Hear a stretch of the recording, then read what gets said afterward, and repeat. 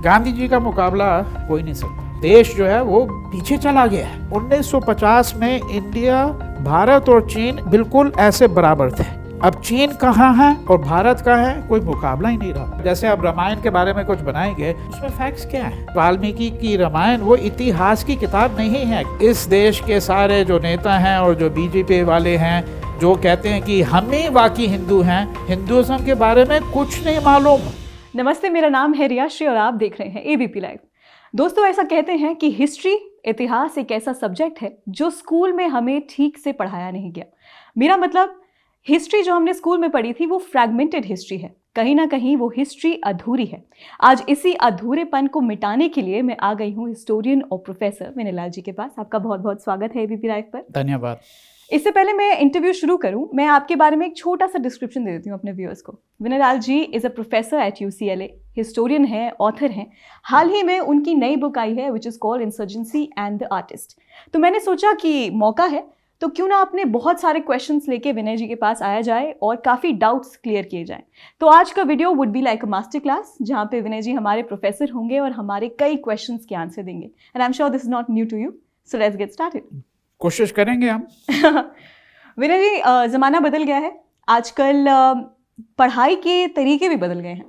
पहले जहाँ पर चौक और स्लेट से पढ़ाई होती थी, अब हाई टेक क्लासेस में पढ़ाई होती है। लोग विजुअल मीडियम पे बहुत फोकस करते हैं। कुछ ऐसा ही आपकी किताब में भी है। जितने शब्दों में वजन है उतना ही चित्रों में भी वजन है। और कहीं ना कहीं एक सवाल भी उठता है कि इंडिपेंडेंस स्ट्रगल में जिस भी आर्टिस्ट ने जो भी दुनिया को बताना चाहा, कहीं ना कहीं अपना आर्ट के जरिए एक मैसेज देना चाहा, कुछ ही ऐसे आर्ट पीसेस हैं जो हम प्रिजर्व कर पाए हैं। कई आर डिस्ट्रॉयड और डैमेज्ड और कई गुम भी हो चुके हैं। तो क्या हमें वही चित्र मिल पाए हैं और वही मैसेजेस मिल पाए हैं जो ब्रिटिशर्स हमें देना चाहते थे? What is your take on that? देखिए, सबसे पहले तो मैं ये कहना चाहूँगा कि जैसे आपने जिक्र किया है, आजकल का ज़माना जो है वो तो हम सब जानते हैं बहुत बदल गया है। और स्कूल में जिस प्रकार से बच्चों को पढ़ाया जाता है वो भी सब बदल गया है। क्योंकि जैसे आपने कहा, पहले स्लेट थी, चौक, पेंसिल, अब कंप्यूटर्स आ गए हैं। लेकिन सबसे मोटी बात ये है जिस पे हमें काफ़ी गंभीर से सोचना पड़ेगा, वो ये है कि जो शब्द हैं, इतिहास किस प्रकार से पढ़ाया गया है। अब आप किताब देखेंगे, किताब में शब्द होते हैं। अब ऐसी भी किताबें हैं जिनमें शब्द के अलावा कुछ चित्र भी होती हैं। लेकिन आमतौर पे स्कूल की जो किताबें होती हैं उस पे ज़्यादातर वज़न जो है वो शब्द पे दिया जाता है। लेकिन अब हम इस ऐसे ज़माने में रह रहे हैं जहाँ शब्द जो है उसका बल वो नहीं है जो एक ज़माने में था। उसके कई कारण हैं। लोगों को पढ़ने की आदत नहीं रही। जो अटेंशन स्पैन जो जिसे कहते हैं, वो अटेंशन स्पैन वो बहुत छोटा हो गया। अब देखिए आप, ट्विटर जो है, ट्विटर में तो उन्होंने लिमिट कर रखा है। हम तो ट्विटर का इस्तेमाल नहीं करते हैं, लेकिन इतना तो मालूम है कि 35 या 40 लफ्ज़ या जो भी है लिमिट वो है। तो आप 40 लफ्ज़ में क्या कहेंगे? अब किसी प्रकार से आपने इतिहास लिखा, हिंदुस्तान की जो आज़ादी की जो लड़ाई है उस पर ताराचंद की ये किताब है, वो 3000 पन्ने की है। अब 3000 पन्ने और 40 लफ्ज़ का आप मुकाबला कैसे करेंगे? ठीक है ना। तो अटेंशन स्पैन जो है वो बहुत कम हो गया है। और इसीलिए ये एक कारण है कि अब हमें ये सोचना पड़ेगा कि चित्रकार का काम क्या है और उस समय क्या काम था उनका, कलाकार क्या काम कर रहे थे। ठीक है ना। तो आपका जो प्रश्न है उसका एक हिस्सा ये था कि उस ज़माने का जो आर्ट है वो कितना जो है प्रिजर्व हुआ, कितना बचा है। ये सवाल काफ़ी कठिन सवाल इसलिए है क्योंकि अंग्रेज़ी में हम कहते हैं कि आर्काइव होती है एक। अब ये आर्काइव जो है ये बदलती रहती है। मतलब एक ज़माने में हमने सोचा था कि अगर आपने आज़ादी की लड़ाई के बारे में कुछ सीखना हो तो आप गांधी जी जो कर रहे थे या जो जवाहरलाल नेहरू कर रहे थे या क्विट इंडिया में क्या हुआ, अगर आप ये कुछ महापुरुष लें और कुछ मुख्य इवेंट लें तो आपको इतिहास उस समय का पता चल जाएगा। तो आर्काइव उसी हिसाब से बनाई गई थी। फिर कुछ समय बाद लोग सोचने लगे कि औरतें क्या कर रही थी, उनका क्या रोल था इसमें आज़ादी की लड़ाई में। तो फिर अगर आप इस सोच से जाएंगे, फिर आपको आर्काइव जो है बदलनी पड़ेगी, ठीक है ना। फिर आपको ये देखना पड़ेगा कि उनकी आवाज़ कैसे आगे लाएंगे हम, क्योंकि उनकी आवाज़ जो है वो छिप गई है, वो आवाज़ को हम आगे कैसे लाएंगे। तो आर्काइव जो है वो बदलती है। तो इस किताब में हमने कोशिश ये की है कि ये आर्काइव को जो है बदल दें और ये सोचें कि कलाकार उस जमाने में जब आज़ादी की लड़ाई हो रही थी, जब जंग चल रहा था, अब की बात नहीं, उस समय कलाकार क्या सोच रहे थे और उन्होंने ये आज़ादी की लड़ाई किस दृश्य से दिखाई है। जी, तो फैक्ट्स कहीं ना कहीं टेम्पर हुए हैं आपके हिसाब से? नहीं, वो तो हमेशा होते हैं। हमें ये ज़रूरी नहीं है कि आज के ज़माने में हो रहे हैं। ये कई लोग जो हैं वो ये सोचते हैं कि आजकल फेक न्यूज़ है। फेक न्यूज़ तो पहले भी थी, ये फ्रेज़ नहीं था पहले, फेक न्यूज़ तो पहले भी थी। प्रोपागेंडा क्या होता है, ये जंग के समय जो है, जंग के समय जैसे हर देश जो है वो प्रोपागेंडा यूज़ करता है। प्रोपागेंडा क्या है? Propaganda is fake news. तो फेक न्यूज़ नई बात नहीं है। नई बात ये है कि फेक न्यूज़ को नॉर्मलाइज कर दिया है। मतलब अब सब कुछ ही फेक है जब तक ये ना बताया गया कि सच है।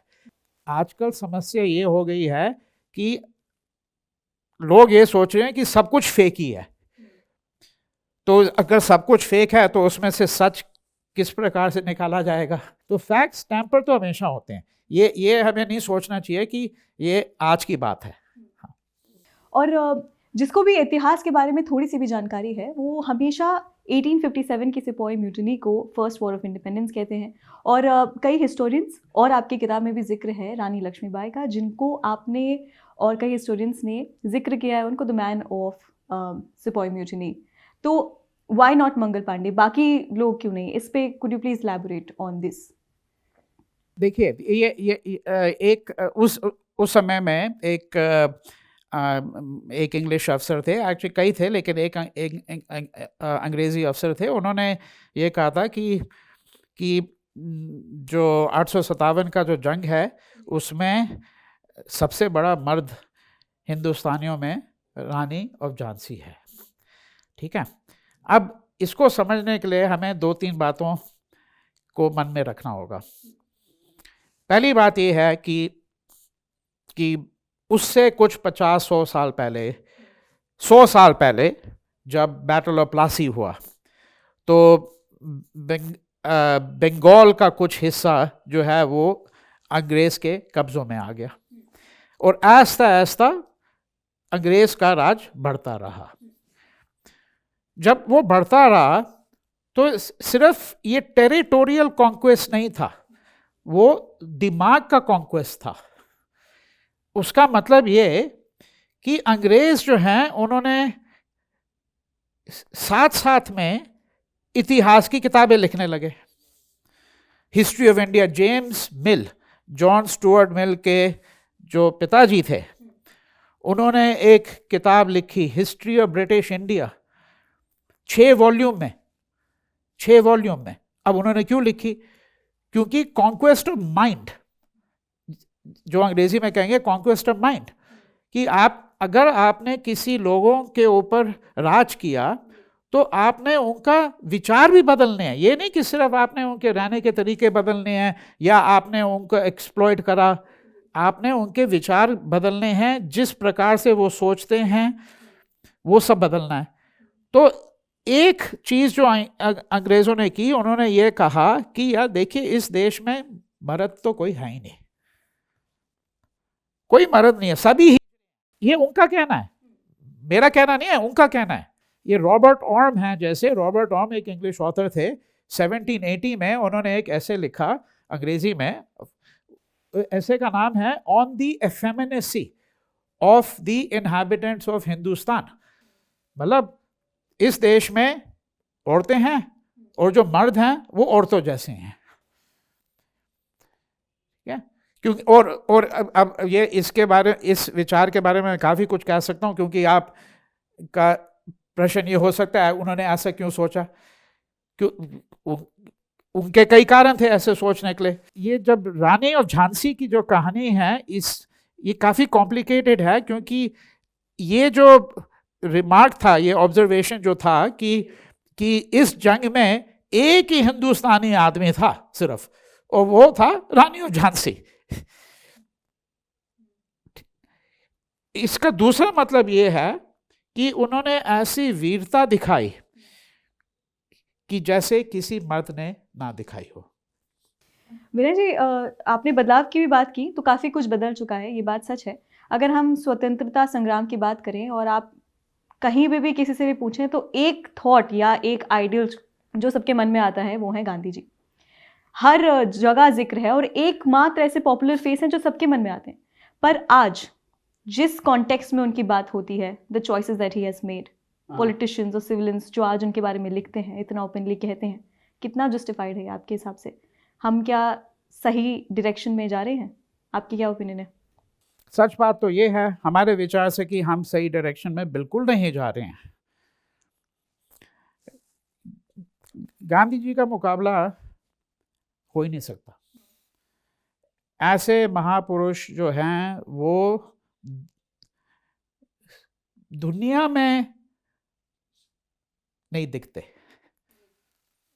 और तभी जो कलाकार थे उस जमाने के, मैंने किताब में कई प्रिंट्स में दिखाया है, क्योंकि हमें यह सोचना पड़ेगा कि कलाकार ऐसे क्यों सोचते थे। उन्होंने क्या दिखाया? कई कलाकार ने यह दिखाया कि जब गांधी जी की शहादत हुई तो उनको जीसस क्राइस्ट और लॉर्ड बुद्ध के साथ शामिल किया गया प्रिंट में, ठीक है ना। क्योंकि उस समय लोगों को यकीन था कि इन्होंने जो दिखाया है दुनिया को, जो इन्होंने रास्ता दिखाया है हमें अहिंसा का, ये रास्ता जो है ये ह्यूमैनिटी के लिए बहुत ज़रूरी है। क्योंकि जंग से आप दुनिया की जो समस्या हैं उनका हल नहीं निकाल सकते, जंग से समस्याएं बढ़ती हैं, ठीक है। और एक रोमन हिस्टोरियन थे 2000 साल पहले, उन्होंने कहा था they make war and they call it peace. Tacitus है उनका नाम। They make war and they call it piece.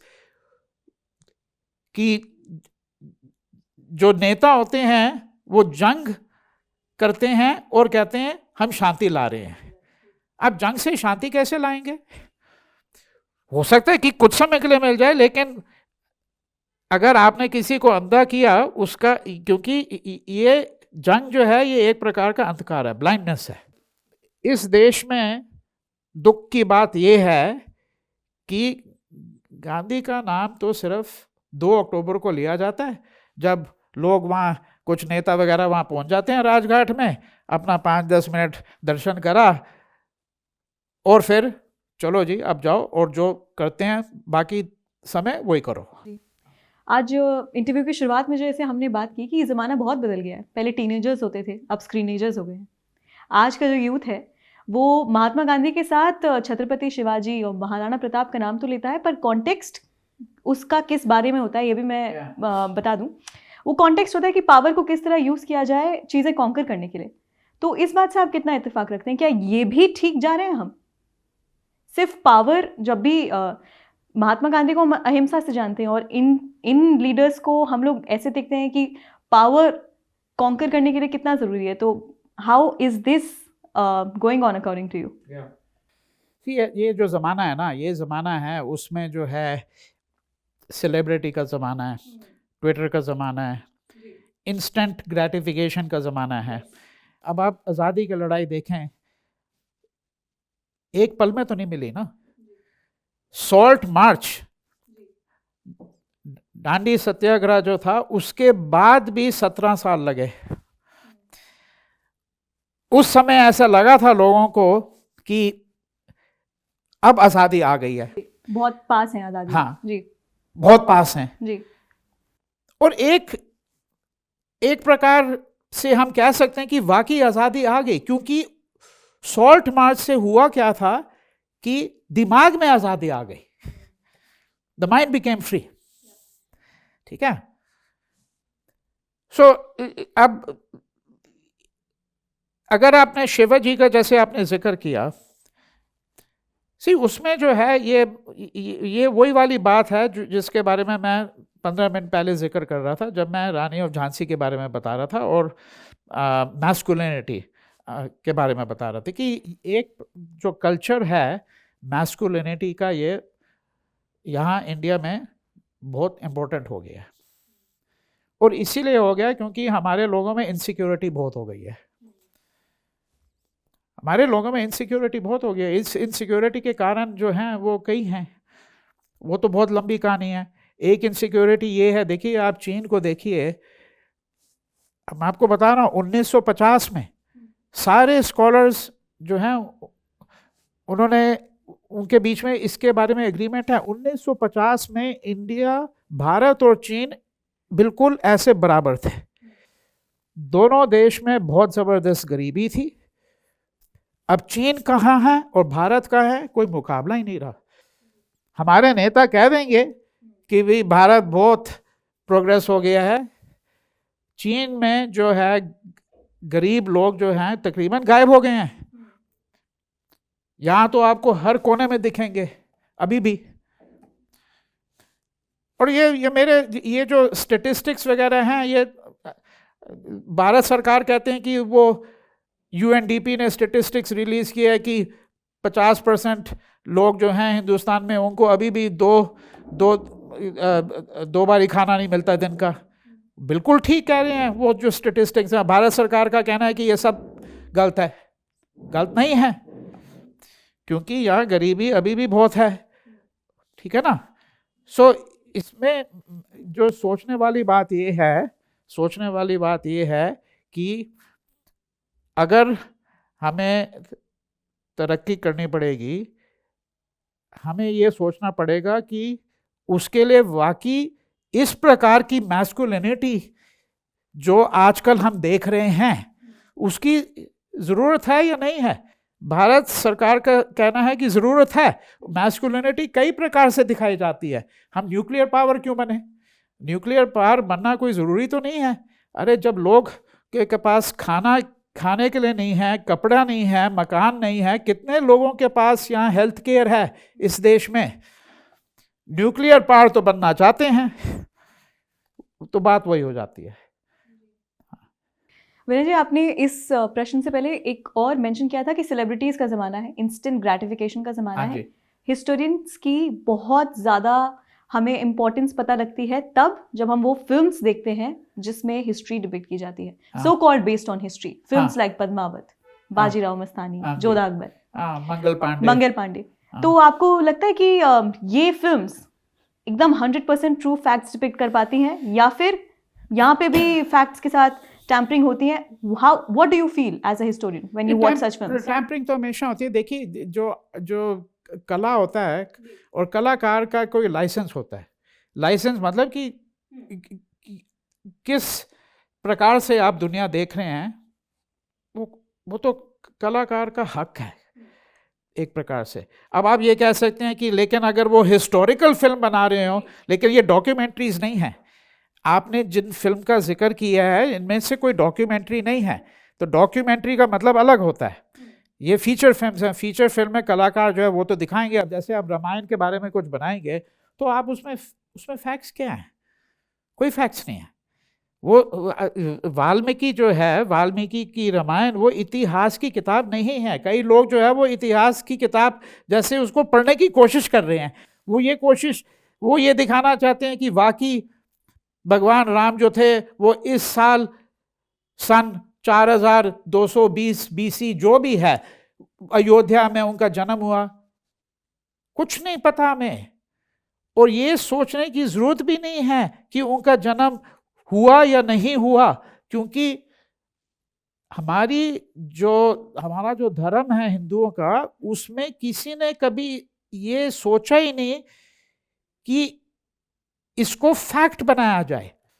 ये कलोनियलिज्म के कारण हम सोचने लगे कि हमें फैक्ट्स चाहिए, क्योंकि वाकई अगर जीसस हिस्टोरिकल फिगर थे तो राम को भी हिस्टोरिकल फिगर होना चाहिए, कृष्ण को भी हिस्टोरिकल फिगर होना चाहिए। लेकिन 3000 साल से तो हिंदुओं को कभी नहीं सोचा कि ये ज़रूरी है। ये एक प्रकार की इनसिक्योरिटी आ गई हमारे में। ये सवाल इसलिए मैं कर रही थी क्योंकि आई अंडरस्टैंड वो सब फीचर फिल्म्स है, डॉक्यूमेंट्रीज नहीं है, पर दे मार्केट अ फिल्म कि based on true events, based on facts. तब ये सवाल उठता है कि क्या अगर आप बेस्ड ऑन ट्रू इवेंट्स है या बेस्ड ऑन फैक्ट्स है, क्या आप सच में सही फैक्ट दिखा रहे हैं ऑडियंस को, या it's just for propaganda, for marketing? नहीं, इसी ये जॉनरा होता है हिस्टोरिकल फिक्शन। किताबों में जॉनरा होता है हिस्टोरिकल फिक्शन। अब हिस्टोरिकल फिक्शन जो है वो इंग्लिश में you could call it a oxymoron. It's fiction, fiction means it's not history but it's history. Okay, so इसमें यू हैव टू, इसमें जो है जो कलाकार का जो मैं लाइसेंस कह रहा हूँ, उनका जो अधिकार है, उनका जो हक है कि भाई वो किस प्रकार से दिखाना चाहते हैं, वो आपको मन में रखना पड़ेगा, ठीक है ना। अब उसका मतलब ये नहीं है कि वो किसी प्रकार से ही कहानी दिखा सकते हैं। मंगल पांडे की जो कहानी है 857 में क्या हुआ, उनका क्या रोल था, अब वो हम कैसे समझेंगे? हमें आर्काइव जाना पड़ेगा, हमें देखना पड़ेगा कि जो इतिहास लिखते हैं उन्होंने इसको कैसे दिखाया अपने काम में, ठीक है ना। लेकिन उसके अलावा जो फिल्म बना रहे हैं, जो डायरेक्टर हैं, उनको अपना भी तो कोई इमेजिनेशन यूज करेंगे ना वो, ठीक है ना। और उसमें उनको ये अधिकार मिल जाता है दिखाने के लिए, जैसे मंगल पांडे थे। अब सांप्रदायिकता, कम्युनलिज्म, अगर आप उसके लेंस से देखें तो उनको कैसे समझेंगे? वो हिंदू जैसे लड़ रहे थे या हिंदुस्तानी जैसे लड़ रहे थे? उन्होंने किस प्रकार से जंग शुरू किया, ये सोच के कि मैं हिंदू हूं, या ये सोच के कि मैं इस जात का हूं, या ये सोच के कि मैं हिंदुस्तानी हूं? हाँ, तो ये आप ये कैसे समझेंगे? ये वर्क ऑफ इंटरप्रिटेशन है। इसमें ये कोई फैक्ट, तो ये मंगल पांडे ने हमने कुछ लिख के तो नहीं दिया कि मैं ये सोच से ये जंग में शामिल हो रहा हूं, नहीं। तो फैक्ट कहाँ गया? मतलब इंटरप्रिटेशन तो चाहिए होगी ना आपको। विनय जी, एक और प्रश्न है कि कई ऐसे अनसंग हीरोज हैं जिनका बहुत बड़ा योगदान है स्वतंत्रता संग्राम में, पर उनका जिक्र बहुत कम होता है। आपके हिसाब से कुछ ऐसे नाम जिनका बहुत बड़ा योगदान है पर बहुत कम बातें होती हैं उनके बारे में? कुछ साल पहले, 6-7 साल पहले, मैंने एक किताब करी कमला देवी चट्टोपाध्याय के ऊपर। कमला देवी चट्टोपाध्याय जो आज की जो पीढ़ी है उनको कुछ नहीं पता उनके बारे में। हमारे पीढ़ी के जो लोग हैं उनमें से कईयों को उनका नाम मालूम है। उनका नाम जो है, ये क्राफ्ट्स म्यूजियम है प्रगति मैदान में, ये उनके कारण बना है। लेकिन उन्होंने सिर्फ क्राफ्ट्स की रिवाइवल का काम नहीं किया, वो तो किया। उनका जो हिस्सा है आज़ादी के लड़ाई में, वो बहुत बड़ा हिस्सा है, क्योंकि औरतों को आज़ादी के लड़ाई में लाना, उन्होंने ये काम किया। कांग्रेस वर्किंग कमेटी में जो थे, उनका बहुत बड़ा रोल था। क्योंकि इसी हमें ये सोचना पड़ेगा कि पब्लिक स्फीयर जो है उसमें औरतें कैसे आई। अब कमला देवी चट्टोपाध्याय तो वो तो औरतों को सड़कों में ला रही हैं, सड़कों में ला रही हैं, public sphere, what we call a public sphere. So इसमें हिम्मत चाहिए थी। तो उनका ऐसे बहुत लोग हैं। तो आपकी किताब में मेंशन है एक कल्पतारू ट्री के बारे में भी, हम जानना चाहेंगे कि व्हाट इज़ दैट बेसिकली, और थोड़ा सा आप ब्रीफ में अगर हमें बता पाएँ, could you please walk through us and elaborate on that? या अगर आप मुझे इजाज़त दें तो मैं आपको इसका जो किताब का जो है ना, ये जो कवर है, ये किताब की ये भी एक खासियत है। ये कवर जो है आपने शायद देखा होगा, ये हमने कभी नहीं देखा पहले। और ये डिज़ाइन जो था, ये डिज़ाइन जो है ये उन्होंने ऐसे बनाया है। ये जैकेट आप उतार देंगे तो ये है कल्पातारू, द फ्रीडम ट्री। ये पोस्टर जैसे आप इसको दीवार पे फ्रेम करके लगा सकते हैं। ये फ्रीडम ट्री है, ये आप देख रहे हैं। ये पेड़ जो है इसमें कई जो 200-300 लोग हैं जो आज़ादी की लड़ाई में महत्वपूर्ण थे। तो इसमें कई मुसलमान हैं जैसे वाक़ियत होने चाहिए। अली ब्रदर्स थे, बादशाह खान, मौलाना आज़ाद, कई औरतें हैं इसमें, सरोजनी नायडू हैं, कलमा देवी चट्टोपाध्याय हैं, रानी ऑफ झांसी हैं। लेकिन देखिए जो कलाकार है उनके दिमाग में कोई शक नहीं था कि आज़ादी जो है, जो पेड़ है जो है, उसका जो रूट है वो है गांधी जी। साफ दिखता है इसमें, राइट। और फिर यहाँ इन्होंने जवाहरलाल नेहरू, भारत माता ऊपर, ये कल्पातारू जो जिसके बारे में आप पूछ रहे थे वो ये है।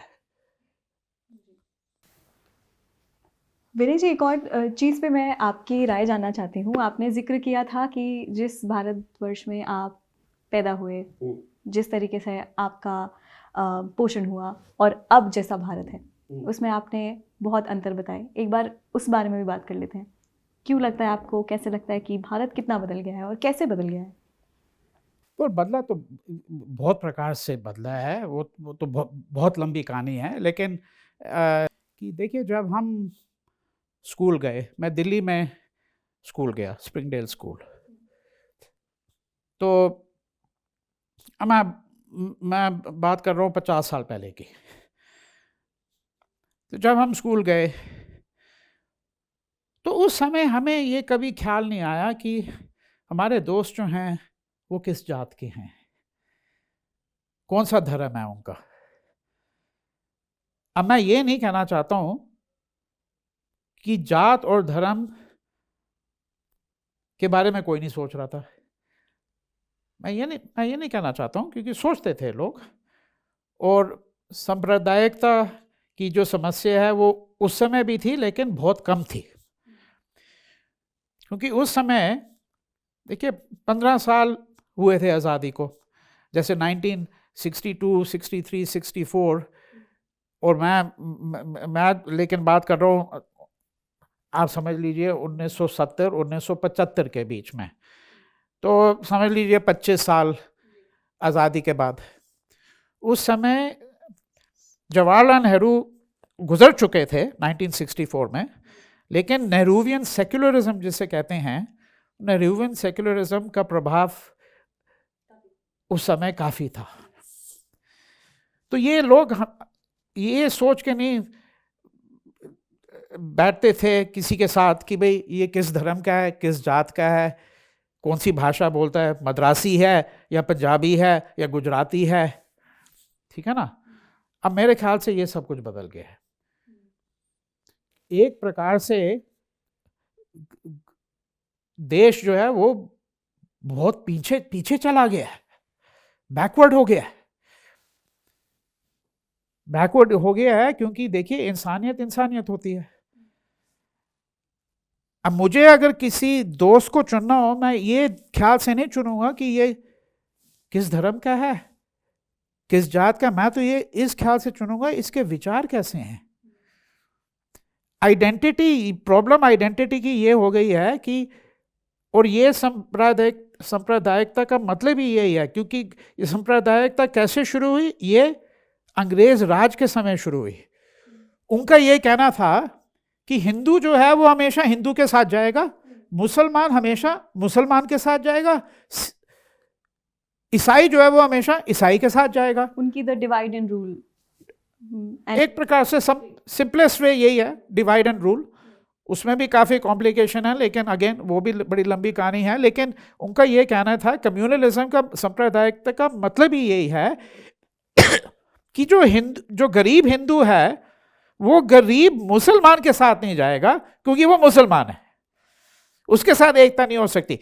अगर 2 लोग गरीब हों, 50 लोग गरीब हों, तो एक प्रकार से उनकी एकता इसलिए होनी चाहिए कि हम सब गरीब हैं और हम सबको एक रास्ता निकालना है जिससे हम प्रोग्रेस कर सकें।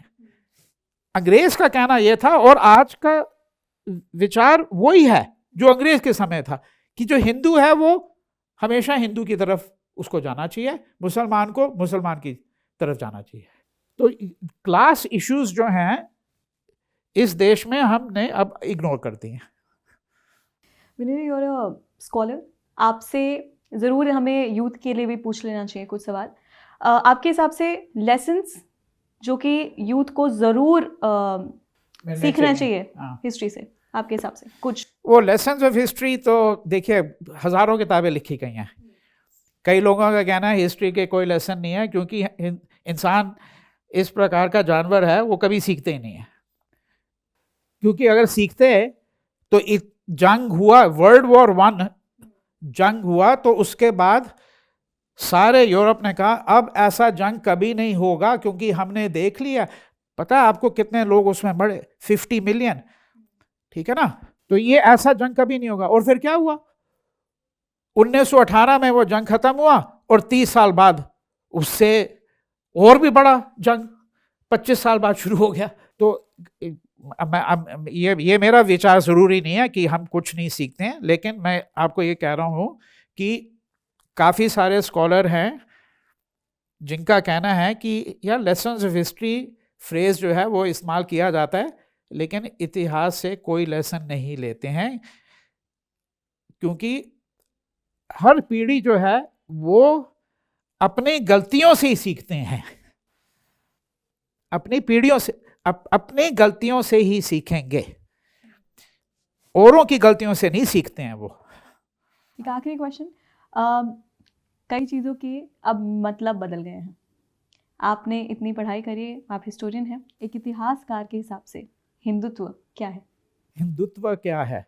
ये लफ्ज़ हिंदुत्व जो है ये सावरकर की किताब में हमें दिखता है, ठीक है। तो हिंदुत्व लोग का जो उसका अगर आप अनुवाद करेंगे, अंग्रेजी में करना मुश्किल है वैसे, अगर आप करेंगे उसको कहेंगे Hinduness. Hinduness, the quality of being Hindu. क्योंकि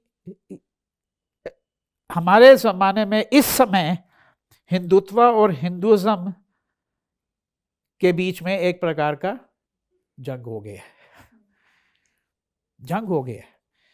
क्योंकि हमारे जैसे लोग हैं, मेरे जैसे लोग हैं, वो कहते हैं हिंदुज़म जो है वो एक बनियन पेड़ जैसी है। बनियन पेड़ के नीचे सबको आराम मिलता है। आप गांव में जाएं, वो हमारा एक बहुत पुराना लेख है हिंदुस्तान में, हितोपदेश कहते हैं उसे। हितोपदेश में लिखा हुआ है कि बनियन पेड़ के नीचे जानवर हो या इंसान हो, संत हो या चोर हो, बनिया हो या ब्राह्मण हो, सब उसके नीचे बैठ के आराम कर सकते हैं। अब हमारा जो हिंदू धर्म है वो उसी प्रकार का है। कई शिव जी की पूजा करते हैं, कई कृष्ण जी के करते हैं, कई किसी की नहीं करते हैं, कई सिर्फ भगवत गीता पढ़ते हैं। मेरे पिताजी थे, वो एक दिन भी मंदिर नहीं गए, एक दिन भी, लेकिन वो अपने आप को कहते तो हिंदू थे। और हर घर में, दिल्ली में हिंदू घर में आप गीता प्रेस की कोई किताब जरूर होगी, गीता प्रेस जो गोरखपुर में है। और अंग्रेज ने भी ये देखा, 200 साल 300 साल पहले अंग्रेज और फ्रेंच एबे डुबोय थे एक, उन्होंने एक बहुत बड़ी किताब लिखी on Hindu customs and manners. उन्होंने ये क्या देखा कि एक ही घर में जो आदमी है वो शिव जी की पूजा करता है, उसकी जो पत्नी है वो विष्णु की करती हैं, एक ही घर में। ये है हिंदुइज्म। हिंदुइज्म की यही खासियत है। और आप नास्तिक होके भी हिंदू बन सकते हैं। ये गांधी जी का था क्या ना। हिंदुत्व जो है वो बिल्कुल अलग चीज है। हिंदुत्व बेसिकली जो है इज हिंदू मैस्कुलिनिटी। उनका जो विजन, दृश्य जो है वो बड़ा नैरो है, बड़ा नैरो है। और मेरा तो यही कहना है कि जो इस देश के सारे जो नेता हैं और जो बीजेपी वाले हैं जो कहते हैं कि हम ही वाकई हिंदू हैं, यही लोग हैं जिनको हिंदुइज्म के बारे में कुछ नहीं मालूम। उनको बिल्कुल समझ नहीं है कि ये हिंदुइज्म कैसे इस देश में जो है एक प्रकार से, जैसे मैंने बताया, बनियन पेड़ बन गया, जिसमें तांत्रिक हैं, वैष्णव हैं, शाइवाइट लोग हैं, और जिनमें अगर आप बंगाल की तरफ जाएं और असम की तरफ जाएं, जहाँ सबसे बड़ी पूजा दुर्गा की होती है। क्यों? ऐसे कौन सा धर्म है जिसमें द गॉडेस, देवी, इतनी महत्वपूर्ण हो? यही हमारी ताकत है। इस प्रकार का हिंदुइज्म इस देश की ताकत है, और इसी को कमजोर किया जा रहा है हर समय। ओके विनय जी, आपके समय के लिए बहुत बहुत शुक्रिया। फिलहाल इस वीडियो को हम यहीं पे एंड करेंगे। बहुत हमें इंसाइट्स मिले हैं आपसे बात करके आज। For more such videos subscribe to our channel and like the video. Thank you. धन्यवाद।